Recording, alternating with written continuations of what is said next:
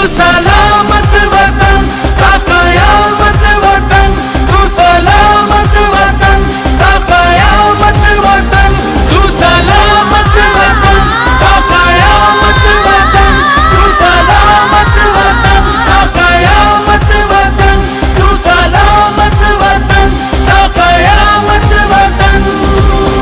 اے راہ حق کے شہیدوں، وفا کی تصویروں، تمہیں وطن کی ہوائیں سلام کہتی ہیں۔ جی تو ناظرین، آج 6 ستمبر یوم دفاع کے موقع کی خصوصی ٹرانسمیشن میں آپ کو خوش آمدید کہتی ہوں۔ اے راہ حق کے شہیدوں کو سلام، ایک ایک سپاہی کو سلام جو غازی ہے، جو ہر وقت اس بات کے لیے تیار کھڑا ہے کہ کب اس کا درجہ سپاہی سے بدل کر شہیدوں میں ہو جائے گا۔ ان عظیم ماؤں کو سلام جنہوں نے اپنے بیٹوں کی جان کا نذرانہ اس قوم کے لیے پیش کیا۔ ہر ایک اس فرد کو سلام جو شعبہ زندگی سے، کسی بھی شعبہ زندگی سے تعلق رکھتا ہے اور وہ اپنے دائرے میں رہتا ہوا اس ملک کے لیے خدمات سر انجام دے رہا ہے۔ ہر اس فرد کو سلام، ہر اس سپاہی کو سلام جو اپنے وطن کے لیے کام کر رہا ہے۔ شہداء کے خاندانوں کو سلام۔ آج یوم دفاع پاکستان پر ان تمام پاکستانیوں کو دل کی تہ گہرائیوں سے سلام۔ ہم اپنی پاک فوج کی طرف سے دی ہوئی خدمات کو نہیں بھول سکتے، ان کی قربانیاں ہم ہمیشہ یاد رکھیں گے، اور آنے والی نئی نسل کو بھی ہمارے لیے یہ بتانا بہت ضروری ہے کہ ہمارا پاک آرمی کا ہم پر کتنا بڑا احسان ہے، ہم پر کتنا بڑا قرض ہے۔ ہم اس قرض کو نہیں چکا سکتے۔ ہمیں ان کو یہ بتانا ضروری ہے کہ جو تم کھلی ہوا میں سانس لیتے ہو، جو تم اپنے آپ کو آزاد پاتے ہو، یہ سب پاک آرمی کا تم پر اور ہم پر ایک احسان ہے۔ یہ ان کو بتانا بہت ضروری ہے، بلکہ ہم پر فرض ہے کہ ابھی بھی مورچے سنبھالے ہماری پاک فوج اپنی خاندانوں سے دور، اپنے پیاروں سے دور، صرف ہمارے خاطر، ہمارے تحفظ کے خاطر وہاں پر موجود ہے۔ تو آج ہم اپنی خصوصی ٹرانسمیشن کا آغاز کرتے ہیں۔ ہمارے ساتھ جو آج مہمان موجود ہیں، ہمارے ساتھ جو پہلی مہمان شخصیت موجود ہے، ان کا تعلق ایسے محکمے سے ہے جن کی وجہ سے ہم دنیا کی آنکھوں میں آنکھیں ڈال کر بات کر سکتے ہیں، جن کی وجہ سے آج ہم سینہ چوڑا کر کر دشمن کا مقابلہ کر سکتے ہیں۔ ان شارٹ وہ ہیں تو ہم ہیں۔ ان شارٹ میں بات کر رہی ہوں آرمی کی۔ ہمارے ساتھ موجود ہیں ریٹائرڈ میجر ساجد صاحب، اور جو دوسری مہمان شخصیت ہمارے ساتھ موجود ہے وہ کہ جیسے کہ میں نے آپ کو بتایا، ہماری نئی جنریشن کو یہ بتانا بہت ضروری ہے کہ 6 ستمبر جو آج ہم یہاں پہ سیلیبریٹ کر رہے ہیں، اس کا بیسیکلی اصل ریزن کیا ہے، ہم ان سے بھی جانیں گے کہ ان کی انسٹیٹیوٹ میں ان کو یہ سکھایا اور بتایا جاتا ہے کہ جو 6 ستمبر اور 14 اگست اس طرح کے جو ہم ڈے سیلیبریٹ کرتے ہیں، بیسیکلی ان کا ریزن کیا ہے۔ ہمارے ساتھ موجود ہے سر سید احمد کالج کی میڈیکل کی اسٹوڈنٹ زینب۔ السلام علیکم سر، اینڈ ویلکم ٹو دا شو۔ بہت شکریہ آپ نے ہمیں آج کے خصوصی دن بھی ٹائم نکالا ہمارے لیے۔ سر آپ نے کب آرمی جوائن کی، تھوڑا سا اپنے بارے میں بتائیں کہ ماشاءاللہ آپ ہیں تو ہم ہیں۔ آرمی کا بہت بڑا رول ہے پاکستان کی حفاظت کرنے میں اور پاکستان کو ایک اسٹرانگ ملک بنانے میں۔ Thank you very much. بسم اللہ الرحمن الرحیم۔ جہاں تک آرمی جوائن کرنے کا تعلق ہے تو میں نے مارچ 89 میں آرمی جوائن کی اور 2 سال کی ملٹری اکیڈمی کاکول سے ٹریننگ کی، اور اس کے بعد میں نے ایک آرٹلری یونٹ کو جوائن کیا ایز کمیشن آفیسر۔ تو یہ وہ یونٹ ہے، مایا ناز یونٹ ہے کہ جس کی پہچان ہی 1965 کی وار سے ہے۔ بالکل ایسا ہی ہے۔ اور اس یونٹ کو گنز آف واگا کہتے ہیں، کیونکہ لاہور کی اس وقت حفاظت میں اس یونٹ کا کلیدی کردار تھا۔ تو آئی فیل پراؤڈ کہ آپ کے پروگرام میں آ کے میں اپنی یونٹ کے بارے میں بھی بات کرتا ہوں، اور اس کی 65 کی سپٹمبر کی 6 تاریخ کی صبح کو جو کچھ ہوا اس کے بارے میں بات کریں۔ بالکل، ہم بڑا پراؤڈ فیل کرتے ہیں کہ آپ یہاں پہ بیٹھ کے ایک آرمی پرسن جنہوں نے اس چیزوں کو اپنی آنکھوں سے بھی دیکھا ہوا ہے، وہ ہمارے ساتھ ہمارے پروگرام میں آ کے ہمارے ناظرین کو بتاتے ہیں کہ جو ہم دن سیلیبریٹ یہاں پہ کرتے ہیں اس کی بیسک جو پیچھے انہوں نے ریزنز دیکھے ہوئے ہیں، جو حالات پس منظر انہوں نے اپنی آنکھوں سے دیکھا ہے، وہ ان سے شیئر کرتے ہیں۔ جب بھی 65 وار کی بات کی جائے تو پہلے نمبر پہ یہ سمجھنا چاہیے کہ پاکستان کی کریشن سے لے کر انڈیا نے تو کبھی پاکستان کو ایکسیپٹ کیا نہیں ہے، بالکل. لیکن پاکستان اور انڈیا کے درمیان جو بنیادی طور پہ 3 مسائل ہیں، 3 وجہ سے ہماری ان کے ساتھ جنگ رہتی ہے. آئیڈیولوجیکلی تو ایک فرنٹ ہے، لیکن فزیکل فرنٹس پہ جب آپ بات کرتے ہیں تو اس میں پہلے ہمارا جھگڑا ان کے ساتھ ہے رن کے علاقے پہ. رن ایک ایسی سٹیٹ ہے، ایک ایسا علاقہ ہے کہ جو کچھ سٹیٹ اور سندھ سٹیٹ کے درمیان میں ہے، اور اسی پہ اصل میں 65 وار کی بنیاد اٹھائی گئی ہے. اور وہاں پہ جھگڑا ہوا تھا کیونکہ کچھ جو ہے اس نے انڈیپینڈنس کے وقت انڈیا کے ساتھ الحاق کر لیا اور سندھ نے پاکستان کے ساتھ کیا تھا. تو یہ کوئی تقریباً 3500 اسکوائر مائل کا علاقہ ہے جو سمندر کا ہے. تو اس پہ ہندوستان اور پاکستان کا جھگڑا تھا جو جنوری 65 میں پاکستان کی اور انڈیا کی اس پہ جنگ ہوئی، اور اس میں پاکستان نے سارے علاقے پہ قبضہ کر لیا. اس وقت امریکن پریزیڈنٹ نے ولسن نے جو ہے آربیٹریشن کرا کے تو پاکستان کو جو ہے وہ 350 اسکوائر مائل کا ایریا دیا، اور باقی جو ہے انڈیا کے پاس چلا گیا. تو یہ پرابلم سالو ہوئی. اس کے بعد دوسری سٹیج ہے کہ اس وقت انڈین جو پریزیڈنٹ تھا لال بہادر شاستری، اس نے 356 اور 357 آرٹیکل کے تحت کشمیر نے گورنر راج نافذ کر دیا تھا، اور وہاں کی جو لیجسلیٹو اسمبلی تھی ان سے یہ رائٹ چھین لیا تھا کہ وہ اپنی مرضی کا لیڈر سلیکٹ کر سکیں. تو جب یہ ہوا تو وہاں پہ رائٹس شروع ہو گئے، اور ان کا وہ جو لڑائی جھگڑا شروع ہوا، اسپل اوور افیکٹ ہوا، تو وہ لوگ یہاں پہ آنے شروع ہو گئے پاکستان میں. اس چیز پہ آ کے تو الٹیمیٹلی پاکستان کی 6 سپٹمبر کو ان کے ساتھ ایک آل آؤٹ وار ہوئی، اور 6 سپٹمبر کی صبح 3 بجے انہوں نے پہلا حملہ جو ہے وہ لاہور کے بارڈر پہ کیا. ہم اکثر میڈیا میں یہ سنتے ہیں پڑھتے ہیں کہ انہوں نے کہا تھا کہ ان کے فورسز نے یہ کہا تھا، کمانڈر چیف ان کا جو تھا اس نے کہا تھا کہ ہم صبح کا ناشتہ جو ہے لاہور کے جم خانہ کلب میں کریں گے. اور یہ جو اس کا خواب تھا، اس کا سب سے پہلا جواب ہماری یونٹ کے ایک لیفٹیننٹ نے توپوں کے گولوں کے ساتھ جواب دیا تھا. یہ وہی فرنٹ ہے کہ جس میں پاکستان کے ناقابل فراموش ہیرو میجر عزیز بٹی شہید نشان حیدر جو ہے وہ ان کی کمپنی اس وقت واگا بارڈر پہ BRB نہر کے کنارے پہ دفاع کر رہی تھی. بالکل ایسے ہی. تو ایک تو یہ پہلو ہے. دوسرا جو وار کا اصل فرنٹ تھا، وہ سب سے بڑا فرنٹ جو ایشیا کا تھا وہ چھمب کا سیکٹر تھا. وہاں پہ بھارت نے 500 ٹینکوں کے ساتھ بیک وقت حملہ کر دیا تھا. یہ چھمب جو ہے یہ اس کے ساتھ تو اس پہ یہ حملہ جو ہے چھمب اور جوڑیاں سیکٹر، اگر ہم بریک لیں گے تھوڑا سا بیچ میں ایڈٹ کرنا پڑے گا آپ کو، ٹھیک ہے؟ اوکے. سیالکوٹ ایک ایسا سیکٹر ہے کہ سیالکوٹ کے سیکٹر میں جب 500 ٹینکوں کے ساتھ انہوں نے حملہ کیا تو ہمارے پاس اتنے ٹینک نہیں تھے ہم اس کا دفاع کر سکتے.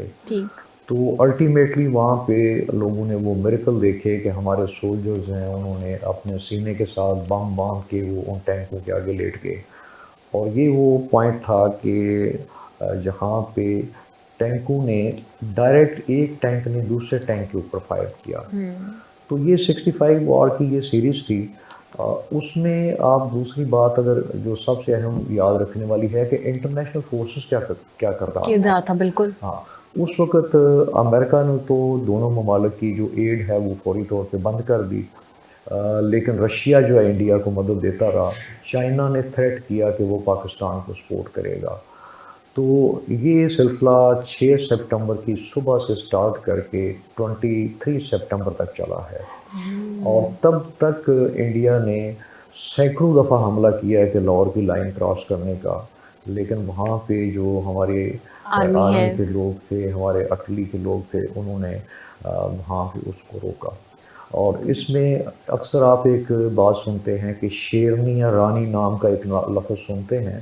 یہ ہماری توپیں تھیں جو شالامار گارڈن سے ان کے اوپر فائر کر رہی تھیں. اور یہ جو بارڈر تھا باٹا پور کی ایک مسجد کا منار ہے بہت بڑی، وہاں پہ ایک مسجد ہے، اس کے منار کے اوپر ہماری یونٹ کے کیپٹن خوشی محمد جو ہیں وہاں پہ بیٹھ کے اٹلی کا فائر کنٹرول کر رہے تھے، کر رہے تھے، ٹھیک ہے. اور ان کو بھی اس سارے گیلنٹری ایوارڈ کے طور پہ ستارہ جرت دیا گیا.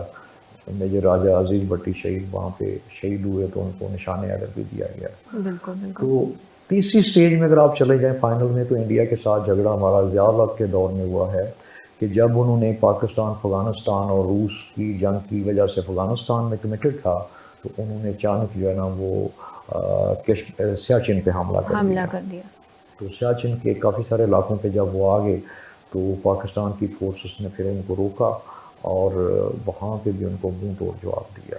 سر سیاچن کی جنگ میں تو آپ کی بھی خدمات رہی ہیں، آپ اس جنگ میں تھی، تو آپ کا اس میں کیا کردار رہا ہے؟ دیکھیں میں سیاچن میں ویسے تو 3 سال رہا ہوں، لیکن میرا جو کی رول تھا، میں گیا تھا وہاں پہ یہ کارگل کی جنگ میں. ٹھیک.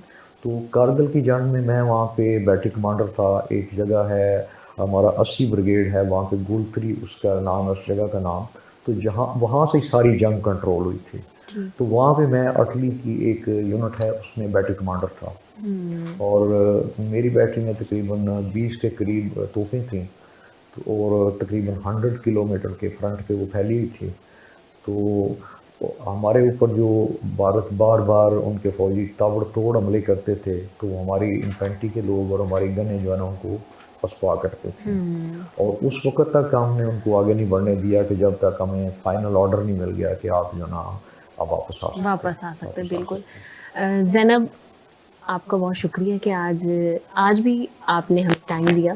آپ سے میں نے یہ کوشچن کرنا ہے کہ کیا واقعی میں آج کل کی انسٹیٹیوٹ میں بھی یہ آپ کو بتایا جاتا ہے کہ ہمارا جو ہسٹری ہے بیسیکلی وہ ہے کیا، یا پھر صرف یہ ہے کہ 6 سپٹمبر ہو گیا، 14 اگست ہو گیا، ہم نے ایک تقریب کا انعقاد کرنا ہے، اس کے اندر ہم کچھ سانگز ملی نغمے چلائیں گے، کچھ ہم جو ہے بچوں کو تھوڑا سا وہ ٹیبلوز وغیرہ کر کے دکھائیں گے اور جسٹ انف. کہ آپ کو ہسٹری پڑھائی جاتی؟ یہ صرف فنکشن پہ ڈپینڈ نہیں کرتا، ہمیں باقاعدہ ہسٹری بتائی جاتی ہے. ہمارے پاس ہائی کوالیفائڈ ٹیچرس ہیں جو کہ ہمیں پراپر ہسٹری بتاتے ہیں، اور یہ ہسٹری ہی ہمیں کافی جوش و جذبات سب دیتی ہے. اس کے علاوہ ایونٹس بھی آرگنائز کروائے جاتے ہیں. ایونٹ بھی آرگنائز کروانے کا مین مقصد یہی ہوتا ہے کہ اسٹوڈنٹ کا کانفیڈنٹ بلڈ ہو. اس کے علاوہ ہم اپنی ہسٹری سے پیار کریں، ہم اپنے شہیدوں سے، اس کے علاوہ بھی جتنے بھی ہمارے ہسٹوریکل ایونٹس ہیں وہ سب منائے جاتے ہیں. اس کے علاوہ ان کے بارے میں ہمیں پڑھایا جاتا ہے، بتایا جاتا ہے، اور بہت تفصیل سے بتایا جاتا ہے. اچھا، تو یہ جو 6 سپٹمبر ہو گیا یا 14 اگست ہو گیا، اس کے اندر آپ اگر ہم ہسٹری پڑھیں، بہت سارے لوگوں نے اپنی جان کی قربانیاں دے کے ہم نے یہ ملک حاصل کیا، تو ہمیں اس کو تیار ہو کے سیلیبریٹ کرنا چاہیے، یا پھر ہمیں ان کے لیے کوئی دعا کرنی چاہیے، ان کے لیے فاتحہ کرنی چاہیے، اور اپنا جو ہے نا اپنی طرف سے ایک رول بنانا چاہیے کہ ہم اس ملک کے لیے یہ خدمت کر سکتے ہیں، یا اور کچھ نہیں تو ہم اپنا کنٹریبیوٹ کسی بھی حصے کا کوئی ایک پودا لگا سکتے ہیں، ایسے کرنا چاہیے؟ یا وہ جو آج کل ہارن آئے ہوئے ہیں وہ بجا لو اور فلیگز لگا لو، منہ پہ پینٹ کروا لو، ایسے کروا کے ہمیں سیلیبریٹ کرنا چاہیے؟ سیلیبریشن میں یہی کہوں گی کہ آپ کو اپنے حصے کا فرض ادا کرنا چاہیے. ٹھیک ہے، وہ آپ کسی بھی طرح کر سکتے ہیں. ٹھیک ہے، جیسے کہ آپ نے بتایا بالکل اسی طرح. باقی ایونٹس آرگنائز یہ صرف جسٹ شو آف کے لیے نہیں ہوتے. اس میں چاہیے کہ ہماری جو ینگ جنریشن ہے نا، اس کو پتہ ہونا چاہیے کہ ہم نے یہ جو کنٹری ہے یہ کتنے سیکریفائزز کے بعد لی ہے. ٹھیک ہے، اور اس کے بعد بھی ہم نے بہت سارے سیکریفائز کیے ہیں، بہت ساری قیمتی جانیں دی ہیں. تو یہ سب کچھ میرے خیال میں آپ کو ہر انسان کو اپنا ایک الگ سے رول پلے کرنا چاہیے. اس کے بعد ہم لوگ ایونٹس وغیرہ بھی کروانے چاہیے. بالکل ٹھیک. اچھا، اب تھوڑا سا ہم آپ سے پوچھیں گے کہ یوم دفاع کے موقع پہ ہوا کیا تھا؟ ایکچولی 6 سپٹمبر 1965 کوئی مسئلہ نہیں. تو جو یہاں پہ اس طرح ہوا تھا کہ رات کے اندھیرے میں بھارت نے حملہ کیا تھا. ٹھیک ہے، بزدلانہ حملہ تھا بالکل اس طریقے سے، مگر وہ سوچ رہے تھے کہ ملت پاک بالکل سوئی ہوئی ہے. بالکل ایسے ہی ان کی یہ بھول تھی. ایکچولی میں ہمارا مقدر جگمگا رہا تھا. بالکل ہم نے جو ہماری افواج تھی، ہماری عوام نے بھی اس میں بھرپور کردار ادا کیا. اس کے علاوہ ہماری افواج بھی سیسا پگھلائی ہوئی دیوار کی طرح سامنے کھڑی تھی اور دشمن کو بالکل بھی کوئی بارڈر لائن پار نہیں کرنے دی. اس کے علاوہ ہم نے بھرپور کوشش کی، بہت ساری جانیں دی، اور ہم نے یہ ایک ہسٹوریکل ایونٹ رہے گا ہمیشہ. آپ میڈیکل کی اسٹوڈنٹ ہیں، ٹھیک ہے، ماشاءاللہ آپ قریب قریب ہیں اپنے ایم کے، اپنے پروفیشن کے، تو آپ نے میڈیکل ہی کیوں چنا؟ کوئی اور آپ کو شوق تھا، یا تو اکثر ماں باپ کی خواہش ہوتی ہے نا کہ میری بیٹی ڈاکٹر بنے، یا بچوں کو چھوٹے ہوتے بچوں کو تو اکثر یہی شوق ہوتا ہے کہ میں نے ٹیچر بننا ہے, تو آپ کا چھوٹے ہوتے شوق تھا کہ میں نے ڈاکٹر بننا ہے, یا پھر آپ نے جیسے جیسے اسٹڈی کنٹینیو کی آپ کو پتہ لگا کہ مجھے اس پروفیشن کی طرف جانا چاہیے؟ ٹف چیزوں کو اچیو کرنے کا ایک الگ سے مزہ ہے. بالکل ایسا ہی ہے. اور باقی میڈیکل کی فیلڈ یعنی کہ اگر آپ کو لگتا ہے کہ آپ کر سکتے ہیں تو آئی تھنک تو آپ کو جوائن کرنا چاہیے. ویسے تو بہت ساری فیلڈس ہیں, میرا میڈیکل چوز کرنا ایک میرا شوق تھا, دوسرا مجھے لگتا ہے I can do it. And medical کی فیلڈ میں بھی میں نے 2 فیلڈ چوائس کی ہوئی ہیں, ایک سائیکالوجسٹ اور ایک کارڈیولوجسٹ. ان شاء اللہ جو ہوا. باقی میڈیکل کی اسٹڈی ٹف ہے, کہا بھی جاتا ہے ویسے بھی, مگر اگر آپ اپنے ایم پر فوکس کریں آپ کر سکتے ہیں. میں چاہتی ہوں, میرا مین ایم یہی ہے کہ اگر کل کو میں کارڈیولوجسٹ بنتی ہوں تو ہمارے جو لوگ ہیں ان کو باہر نہ جانا پڑے, آؤٹ آف کنٹری کی طرف موو نہ کرنا پڑے. ہمارے پاس اچھی ذہانت ہے تو ہم اسے یوز کریں. جی ہو گیا. اچھا میجر صاحب, اب ہمیں یہ سب قربانیوں کو ہم لوگوں نے فراموش کر دیا, اس کی کیا ریزن ہے؟ اگر ہمارے پاس یہ ملک نہ ہو تو ہمارے پاس یہ آزادی نہیں ہے, ہم ایسے نہیں رہ سکتے. یہ لوگوں کو تھوڑا سا ان کے اندر نا کوئی ایسی کوئی چیز ان سے شیئر کرے کہ ان کے اندر یہ جذبہ جاگے کہ یہ آزادی بہت بڑی ایک نعمت ہے. جی اصل میں دیکھیں, آج جس دور میں ہم زندہ ہیں اس میں ہر وقت ہائیبریڈ وار, 5th جنریشن وارفیئر چل رہی ہے. اور یہ وہ فزیکل وار کا دور نہیں ہے, یہ سائیکولوجیکلی لوگوں کے مائنڈ کنٹرول کرنے کا دور ہے. تو اصل چیز تو یہ ہے کہ ہم ہماری جو یوتھ ہے ان کو کریکٹ پریمائز میں, کریکٹ کانٹیکس میں ہسٹری کا سبق دکھایا جائے. بالکل بالکل. اور ان کو یہ بتایا جائے کہ کمپیریٹیولی کہ اگر ہم آزاد ہیں تو ہماری زندگی کیسی ہے. اور کشمیر کے لوگ اسی طرح جیسے بوسنیا کے لوگ, جیسے چیچنیا کے لوگ, جیسے فلسطین کے لوگ یا میانمار کے لوگ, جس طرح اگر ان کے اوپر دوسری قومیں زیادتیاں کر رہی ہیں تو ان کی لائف میں اور ہماری لائف میں کیا فرق ہے. تو بچوں کو صرف آپ نے ٹھیک کوشچن ریز کیا کہ یہ جو سیلیبریشن ہے کاسمیٹکس, ہم شور ووگا کرتے ہیں اور ہلا گلا کرتے ہیں, اس سے ذرا آگے نکل کے بچوں کو یہ تعلیم دینے کی ضرورت ہے کہ جن لوگوں نے قربانیاں دی ہیں انہوں نے بامقصد قربانیاں دی ہیں, اور وہ قربانیاں جو ہیں ان کی اگر اس میں کنٹینیوٹی ٹوٹ جائے گی تو خدا نخواستہ دشمن تو نظریں لگائے بیٹھا ہے. اور وہ تو پہلے ہمیں مسئلہ تھا کہ ہمارے مشرقی بارڈر پہ دشمن تھا, ابھی تو ہمارے مغرب میں بھی تقریباً ایک دشمن کھڑا ہے. تو ہمیں اپنی نسل کو تیار کرنا ہوگا اسی طرح کہ وہ آنے والے وقت میں ان ساری چیزوں کو لے کے آگے چلیں. ہمارا المیہ یہ ہے کہ آج پولیٹیکل جو کرنچ میں آ کے ہماری آرمی اور یہ اس کے سول کے بیچ میں گیپ پیدا کرنے کی کوشش کی جا رہی ہے. تو یہ یاد رکھیے کہ انٹرنیشنل لیول پہ جس ملک کی فوج جو کمزور ہوئی ہے تو وہ ملک کی ذاتی چلی گئی ہے. اور پاکستان ایک ایسا کنٹری ہے کہ اس پہ تمام عالم کفر کی نظریں ہیں, اور آپ کا ایٹمی طاقت ہونا, آپ کی مضبوط فوج کا ہونا, اور آپ کے یہ سارے وسائل اور آپ کی امپورٹنٹ جیو اسٹریٹجک لوکیشن اور آپ کی یہ صلاحیت کہ دوسرے اسلامک کنٹریز کو انسپائر کر سکنا, یہ آپ کے دشمن کو کبھی بھی نہیں پاتا. تو اپنی آنے والی نسلوں کے اندر ہم نے یہ چیز انجیکٹ کرنی ہوگی کہ وہ نہ صرف پاکستان کے دشمنوں کو کریکٹ پریمائس میں دیکھیں بلکہ اس کے پاسٹ کو بھی دیکھیں, اور اپنی ذمہ داری کو, اس کے دفاع کی ذمہ داری کو فزیکل فرنٹ پہ نہیں آئیڈیولوجیکل فرنٹ پہ بھی آ کے لڑنا ہے. انہوں نے صرف بارڈر کی بات نہیں کرنی, انہوں نے میڈیا میں بھی جنگ لڑنی ہے, اور ایسے اینٹی پاکستان جو ایلیمنٹ ہیں ان کو انہوں نے اچھے طریقے سے ڈیفیٹ کرنا ہے. بالکل سر, یہ 65 کی جنگ میں پاک آرمی کے ساتھ ساتھ لوگوں کا کیا کردار تھا, ان کے اندر جوش و جذبے کے کیا تاثرات تھے؟ آپ دیکھیں, یہ بڑی حیران کن بات ہے کہ لوگوں کے ذہن میں یہ بات بیٹھی ہے کہ شاید آرمی جنگ لڑتی ہے. It is a wrong concept. Army جنگ نہیں لڑتی, جنگ ہمیشہ قوم کی ہوتی ہے. آرمی آپریشن کنڈکٹ کرتی ہے, آرمی کا لیول آپریشنل ہوتا ہے. جنگ جو ہے یہ ایک اسٹریٹجیکل چیز ہوتی ہے, اور یہ پوری کی پوری قوم لڑتی ہے. اگر آپ کی قوم جو ہے وہ آرمی کے شولڈر بائی شولڈر نہیں کھڑی ہوگی تو آپ کی آرمی کبھی کامیاب نہیں ہو سکتی.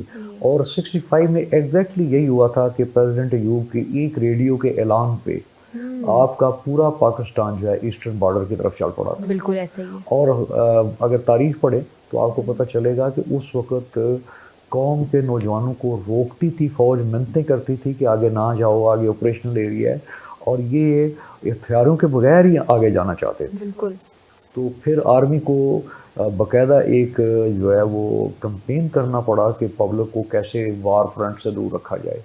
تو اس وقت آرمی سے زیادہ جو جنگ لڑی ہے وہ اصل میں آرمی کو سپورٹ کرنے والوں نے لڑی ہے. بالکل ایسے ہی. اچھا سر، آپ آج بھی دیکھتے ہیں اگر کوئی ہمیں ایسا ہی ریڈیو پہ اعلان سننے کو ملے خدا نہ خواستہ، تو ہماری قوم کے اندر یہ جذبہ ہے؟ شورلی. اور یہ جو آپ کو ابھی نظر آتا ہے میڈیا پہ کہ جو اکثر بات چیت ہوتی ہے فوج کے بارے میں پبلک کے بیچ میں، وہ ڈینٹ کی بات کرتے ہیں، تو دس از این آرٹیفیشیل کریشن.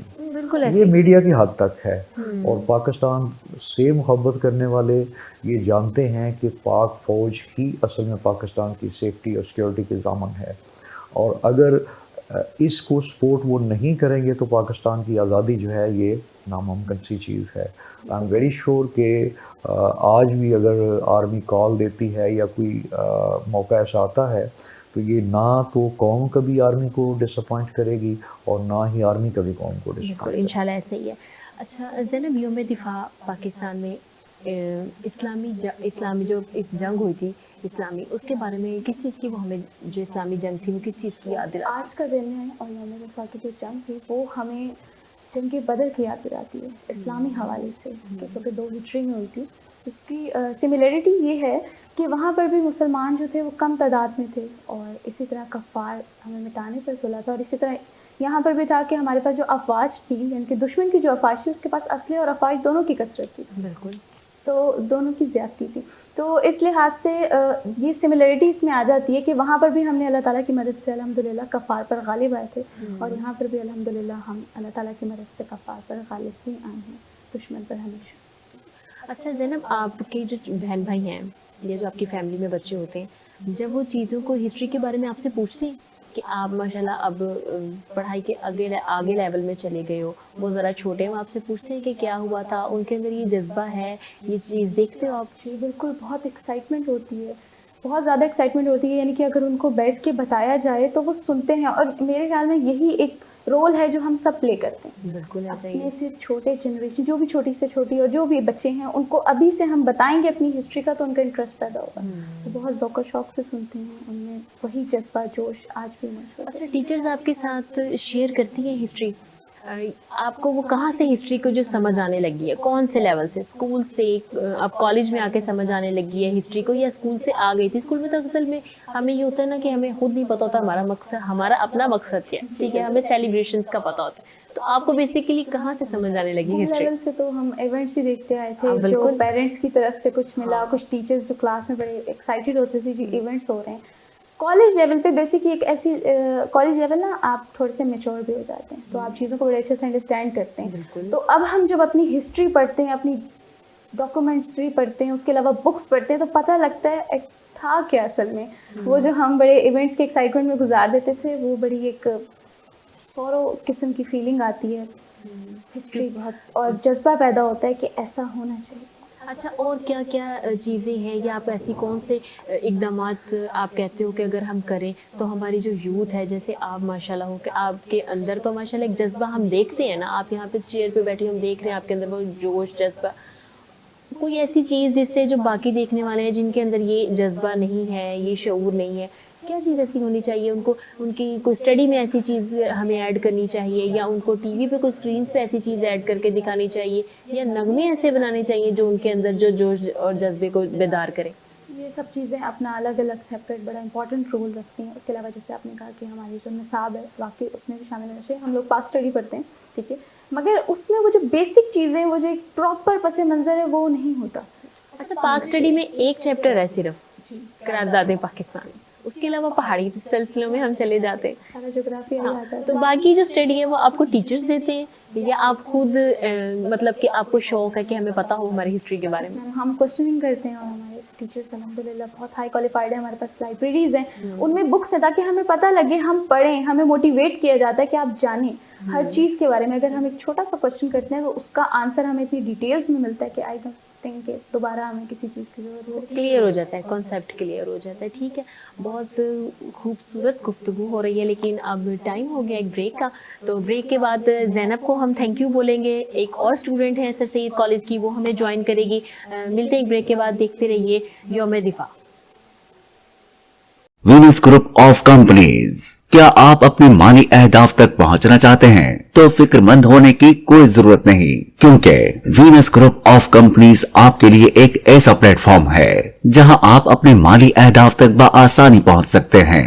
हम दुनिया भर में अपनी खिदमात फराहम कर रहे हैं. कमोडिटी मार्केट में महारत के साथ साथ हम अपनी पेशा वाराना पुर अज़म खिदमात के साथ बढ़ती हुई मार्केट में जिंदा रहने में आपकी मदद करते हैं. हमारा एतमाद मार्केट के खतरात को कम करना है, जिसका नतीजा आप काबिल जिक्र मुनाफा कमाते हैं. वीनस कस्टमर केयर सपोर्ट 24 घंटे मुफ्त मुशावरत फराहम करती है और हमवार अमल के लिए हमारे पार्टनर्स की मदद करती है. तो आज ही हमारी वेबसाइट पर रजिस्टर हों और मुनाफा कमाना शुरू करें. जी तो नाजरीन, 6 सितंबर की खसूसी ट्रांसमिशन में आपको दोबारा खुशामदीद कहती हैं. हमारे साथ तो मौजूद हैं major Sajid, retired major Sajid साहब, और उनके साथ ब्रेक के बाद हमें ज्वाइन किया है अलवीना ने. वो भी सर सैयद अहमद कॉलेज की स्टूडेंट, ICS के स्टूडेंट है, वो हमारे साथ मौजूद हैं. अस्सलाम वालेकुम अलवीना, कैसी हो आप? बिल्कुल ठीक है. 6 सितंबर को आप कैसे देखती हो?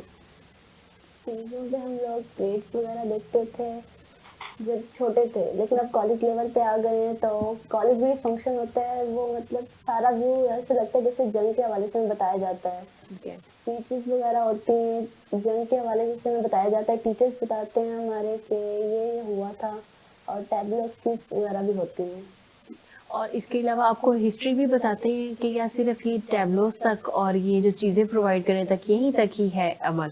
हमारे लेक्चर्स भी होते हैं इनके लिए हिस्ट्री के हवाले से. वीक में एक बार हमें बताया जाता है इस बारे में, तारीख के हवाले से कि ये हुआ था हमारी तारीख. अच्छा, अगर मैं आपसे कोई कहूँ कि अफवाज पाकिस्तान की बहादुरी का कोई किस्सा सुनाए तो आप सुना सकेंगी? हमारे बहादुर अफवाज ने 1965 की जंग में बहुत अहम किरदार अदा किया, बहुत बहादुरी से सामना किया उनका. उन्होंने दुश्मन के 5 जंगी जहाज़ों को सिर्फ 1 मिनट में मार गिराया था, और चुंडा के मकाम को दुश्मनों के लिए टैंकों का कब्रिस्तान बना दिया था. उन्होंने दुश्मन को बता दिया था कि जो कोई भी हमारे मुल्क की तरफ एक उंगली उठाएगा तो उसका हाथ उसके बाजू से अलग कर देंगे, और जिस किसी शख्स या कौम ने हमारी मिलत की तरफ एक आँख उठा कर देखा तो हम उसकी आंखें नोच लेंगे. हमारी अफवाज ने बहुत बहादुरी का सामना किया था और भारत को एक नाक शिकस्त दी थी. अच्छा अलवीना, आप ICS कर रहे हो, आपको ये शौक कैसे आया? फैमिली की तरफ से आपको था कि आप ये करो, प्रेशर था, या आपका खुद का शौक था? मेरा शौक था कंप्यूटर एक्सपर्ट बनने का, तो मेरे पेरेंट्स भी मेरे सपोर्ट करते थे और मुझे ये फील्ड अच्छी लगी थी सबसे ज़्यादा. कोई और भी फैमिली में है जो कंप्यूटर का एक्सपर्ट है या जिसने ICS किया हुआ हो? मेरे कजन्स हैं. अच्छा, उनको देख के हुआ है या फिर उनसे भी आप को इंस्पायर नहीं हुए, आपको खुद कोई शौक था? मुझे खुद को ही शौक था कि कंप्यूटर एक्सपर्ट बनना है हर चीज़ के लिए. कंप्यूटर इजी है या मुश्किल है ICS का इजी है. स्टडी? ये आपको शौक है तो इसलिए आपको इजी लग रहा है, मुझे लगता है. यानी कि कोई और अगर देखेगा वो बुक्स उठा कर तो वो कहेगा भाई हमारी समझ से बाहर है, हम मोबाइल तक ही ठीक है. अच्छा सर, ये जो पाकिस्तान और भारत की जो नोक झोंक तो हमेशा चलती रहती है, तो ये जो भारत अभी ये छोटी छोटी ये इसको कह लें होची हरकतें करता है, उसका मकसद क्या? अच्छा, इसके लिए आपको हिस्ट्री का जानना ज़रूरी है कि देखिए बिलखसूस ये दहशतगर्दी की जंग के बाद पाकिस्तान के ईस्टर्न और वेस्टर्न दोनों बॉर्डर बड़ा प्रेशर है. ठीक हो गया. और एक वक्त था कि इस जंग से पहले पाकिस्तान जो है अफ़गानिस्तान का एक नेबरिंग और इस्लामिक कंट्री होने के नाते पाकिस्तान बड़ा कंफर्टेबल था. और वहाँ पे इंडिया हमेशा कोशिश करता रहा कि वहाँ पे अपने एलिमेंट्स को लेके जाए और अपने एलिमेंट्स के मदद से पाकिस्तान को वेस्टर्न साइड से डिस्टर्ब करे. तो दहशतगर्दी की जंग में ये तो उसे कामयाबी मिली है, लेकिन ईस्टर्न बॉर्डर पे उसका ये जो प्रॉब्लम क्रिएट करना है ये बज़ाते खुद बताता है कि ये इंटरनेशनल लेवल पे ایک باقاعدہ پلان ہے کہ پاکستان اور انڈیا کے بیچ میں کبھی ہم نے امن نہیں قائم ہونے دینا، کیونکہ اگر ان کے بیچ میں امن قائم ہوتا ہے تو یہ پوری انٹرنیشنل پولیٹیکل سیٹنگ کو خراب کر دیتا ہے، جس میں انٹرنیشنل پولیٹکس میں تو جب تک وار چلتی رہتی ہے تو جو میجر پلیئرز ہیں، میجر جو فورسز ہیں، میجر کنٹریز ہیں، تو ان کو فائدہ ہوتا ہے، لیکن جیسے ہی امن ہوتا ہے تو یہ چھوٹے کنٹریز جو ہیں وہ مضبوط ہوتے ہیں، وہ ان کی اکانومی جو ہے پروسپرس کرتی ہے، آگے بڑھتے ہیں۔ تو پاکستان ایک ٹارگٹ کنٹری ہے جس کو بین الاقوامی فورسز بالخصوص انڈیا، اسرائیل، امریکہ، ویسٹرن کمیونٹی اور ان کے لوکل جو الائز ہیں افغانستان اور یہ سارے مل کے ٹارگٹ کرتے ہیں۔ تو ایٹ ٹائم ہمارے جو عرب دوست ہیں وہ بھی ان کے ساتھ مل جاتے ہیں، کیونکہ ان کے بھی اکنامک انٹرسٹ ہیں کہ جو پاکستان کی گوادر پورٹ سے امپیکٹ ہوتے ہیں، پاکستان کے یہ سی پیک کی وجہ سے ان کے اوپر امپیکٹ آتے ہیں۔ تو یہ ایسے ہی رہے گا ہمارا ایسٹرن فرنٹ جو ہے، یہ اس کے اوپر انڈیا یہ کرتا رہے گا یہ حرکتیں، لیکن اس کے بارے میں بادر کرنے کی ضرورت نہیں ہے، وہ ضرورت نہیں کر سکتے، کیونکہ ایک تو آپ کے پاس جو ویپنس ہیں، ایٹامک ویپنس ہیں، پلس آپ کے پاس میزلز ہیں، پلس آپ کی جو آرمی ہے وہ ان کی موجودگی میں ان کی ضرورت نہیں ہے کہ لائن کراس کریں، کیونکہ یہ ہمارے لیے یا لوگوں کے لیے سرپرائز ہوگا کہ پاکستان کی دنیا کی سب سے پہلی آرمی ہے کہ جس نے ٹیکٹیکل نیوکلیئر میزائل بنائے ہیں، اور اس میزائل سے ان کو اتنا خوف آتا ہے انڈینز کو کہ یہ کبھی بھی ضرورت نہیں کریں گے کہ پاکستان کا بارڈر کراس کریں۔ بالکل ایسے ہی۔ اور یہ ہمارے سائنسدانوں اور ہمارے جو ٹیکٹکس پلان کرنے والے آرمی کے لوگ ہیں، یہ ان کو کریڈٹ جاتا ہے کہ ایسٹرن سائڈ سے ڈیفنس پاکستان کا 100% سیکیور ہے۔ بالکل ایسے ہی۔ اچھا سر، یہ 65 کی جنگ جب ہم نے جیت لی تو اس کے بعد انڈیا کا کیا رد عمل تھا پاکستان کے بارے میں؟ تب ان کا کیا خیال تھا؟ کیونکہ انہوں نے بڑے ایک کہتے ہیں نا کہ ایک اس پراؤڈ میں آ کے کی تھی کہ ہم جیت جائیں گے اور ہم پاکستان کو ہرا دیں گے۔ جب پاکستان نے پھر انہیں جواب دیا تو ان کا کیا رد عمل تھا؟ دیکھیں، یہ فرعونیت کی انتہا تھی کہ ان کے جو نا کمانڈر کہہ رہے تھے ٹیکٹیکل لیول کے جی کہ ہم جو نا ناشتہ جا کے لاہور میں جم خانہ کلب میں کریں گے، لیکن جب ان کو پوری قوم نے آگے سے بھرپور جواب دیا تو ان کا لیول یہ تھا کہ وہ پاکستان پہ قبضہ کرنے کے بجائے کتنے سارے انڈیا کے علاقے جو نا وہ پاکستان کی آرمی ان پہ قبضہ کر چکی تھی۔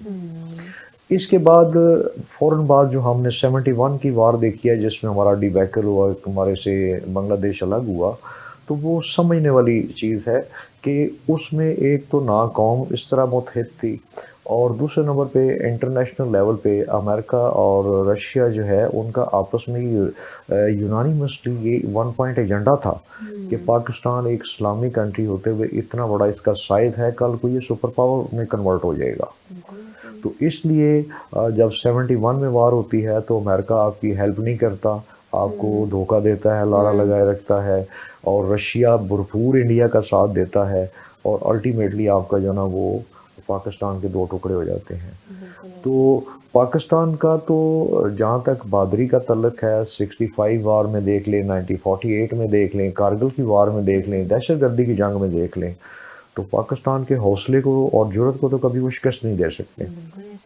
لیکن پاکستان جو مار کھاتا ہے وہ ہمیشہ یہی کھاتا ہے کہ اس کو ڈومیسٹک فرنٹ کے ساتھ ساتھ انٹرنیشنل پلیئر بھی اس کے دشمن ہو جاتے ہیں۔ ایسے ہی ہے، کیونکہ ہر طرف سے جو ہے نا پھر دشمن کھڑے ہو جاتے ہیں، جس کی وجہ سے وہ ویک ہو جاتا ہے اور بھارت کا ساتھ دینے۔ ابھی آپ دیکھ لیں کہ دہشت گردی کی جنگ میں آپ کے جو نا افغانستان اور ایران سے پاکستان میں دہشت گردی کے لیے اڈے دیے گئے ہیں، اور یہ آپ کے اسلامی کنٹریز ہیں کہ جہاں سے آپ دیکھیں کلبھوشن یادو کدھر سے ہم نے پکڑا، یہ ایران سے آیا تھا، ٹھیک ہے۔ آپ کے یہ جو دہشت گرد پاکستان میں آ کے بلوچستان میں آپ کے فاٹا میں یا KPK میں حملے کر رہے ہیں، یہ افغانستان سے آتے ہیں۔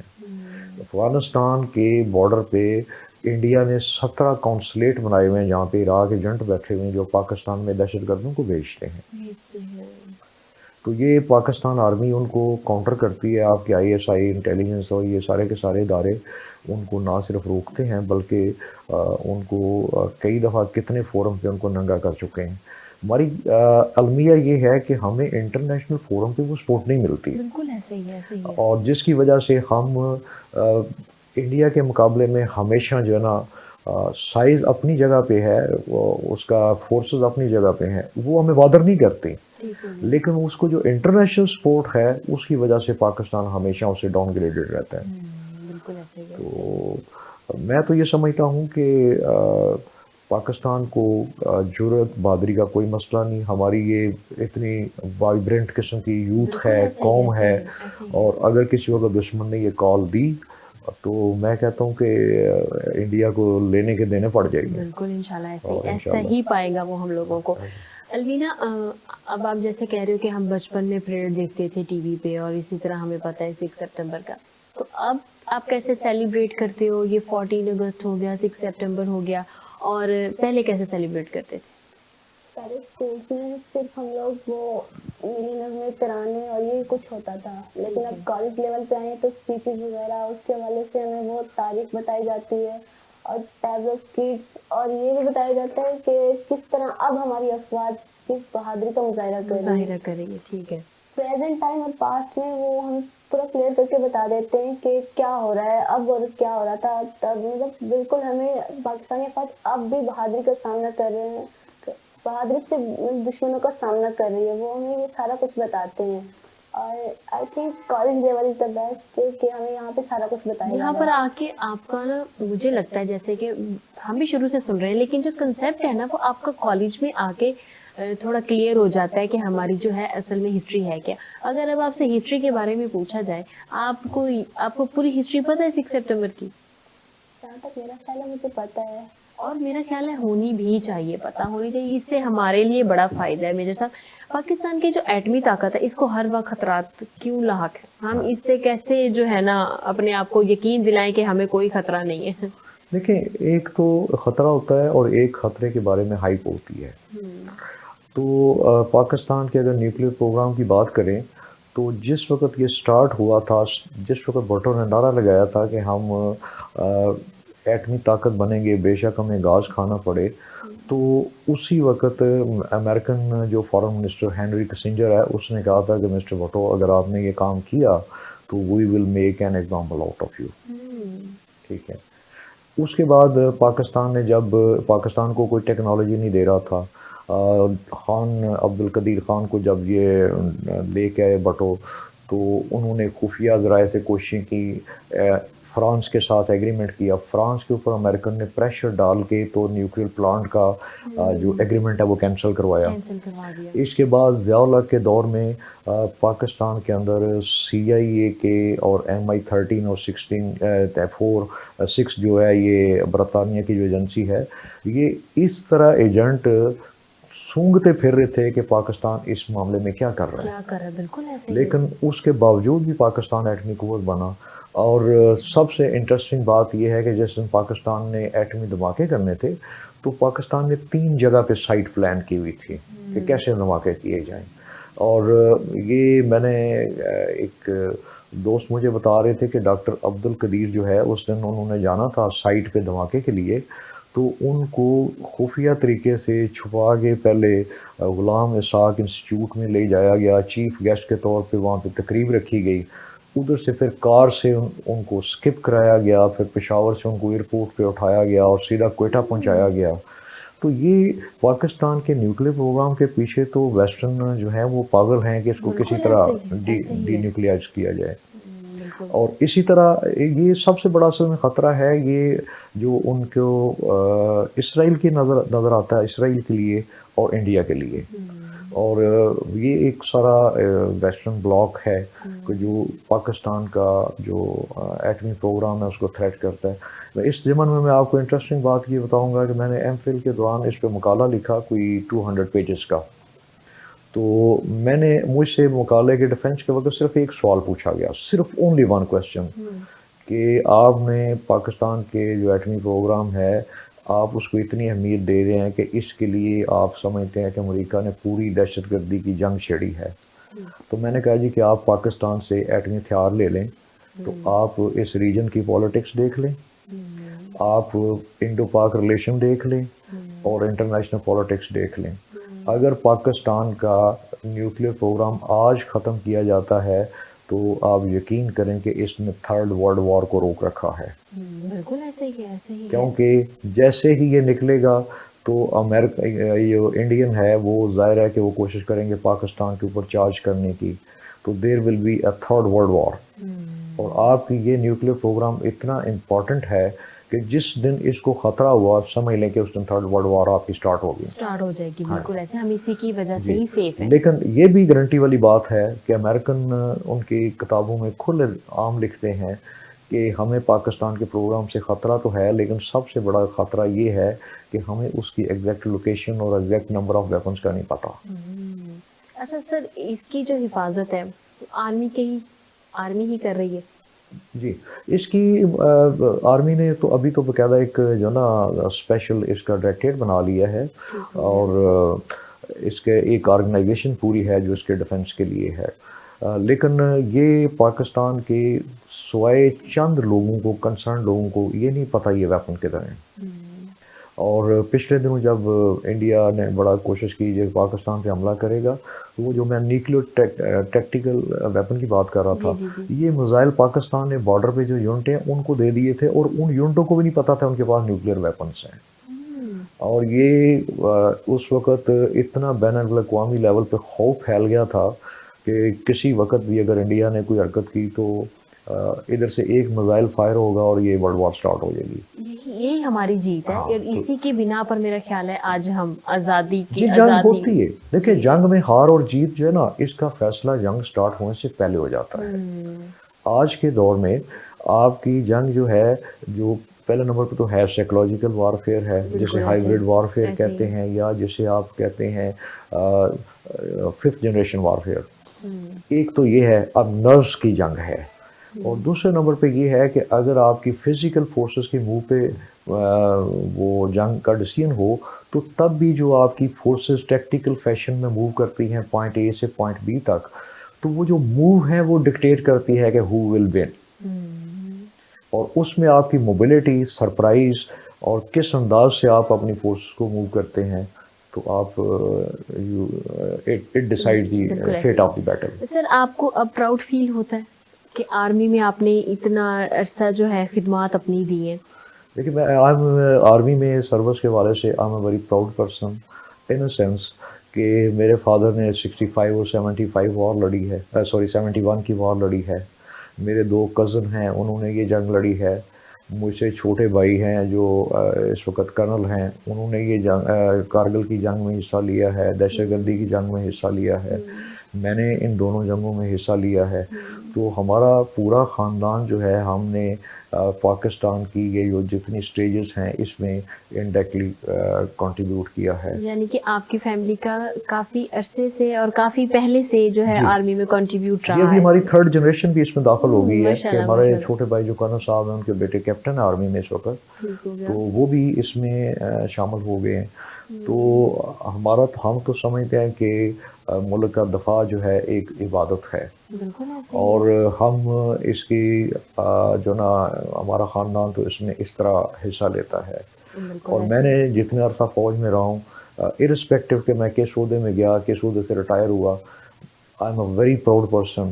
اور مجھے فوج نے جو کچھ دیا ہے، فوج نے مجھے ایک نارمل سے اسٹوڈنٹ سے اٹھا کے ایک اچھا اسپیکر بنا دیا ہے، ایک لیڈر بنا دیا ہے، اور ایک آرٹیکولیٹ پرسن بنا دیا ہے. اپنی لائف کو اچھے طریقے سے مینج کرنا سکھا دیا ہے. تو دیٹ از مائی پرائڈ.